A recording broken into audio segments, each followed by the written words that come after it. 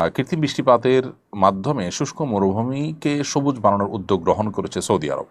এর আগে কৃত্রিম বৃষ্টিপাত ঘটিয়েছে আরব আমিরাত। এটা আল্লাহর সৃষ্টিতে হস্তক্ষেপ বলে বিবেচিত হবে কিনা, এবার ইসলাম কি বলে?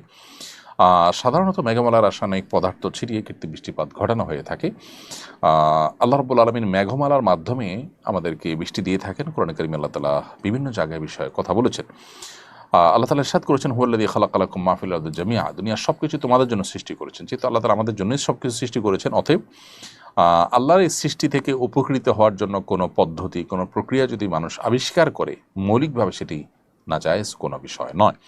বিধায় বৃষ্টি মেঘমালা থেকে আল্লাহ তাআলা আমাদেরকে দান করে থাকেন। সেটা যদি কোনো কৃত্রিম উপায়ে আমরা নিজেরা ঘটাতে পারি এবং বৃষ্টিপাত করতে পারি, তাহলে সেটা মৌলিকভাবে কোরআন হাদিসের কোনো নিষিদ্ধ বিষয়ের মধ্যে পড়ে না, বা কোনো বিষয় এর লঙ্ঘন হয় না, যেটি আল্লাহ তাআলা কোরআন সুন্নাতে আমাদেরকে মানতে নির্দেশ করেছেন। এরকম কিছু লঙ্ঘন হয় না। বিধায় মৌলিকভাবে এটাকে নাজায়েজ বলবার কোনো কারণ নেই, যদি এটাতে বড় কোনো ক্ষতির দিক না থাকে। এই রাসায়নিক পদার্থ ছিটিয়ার মাধ্যমে যে কৃত্রিম বৃষ্টিপাত ঘটানো হয়ে থাকে, এখানে যদি মৌলিকভাবে পরিবেশের বা মানব জাতির জন্য কোনো হুমকির বিষয় না থাকে, তাহলে সেক্ষেত্রে এটা নাজায়েজ নয়।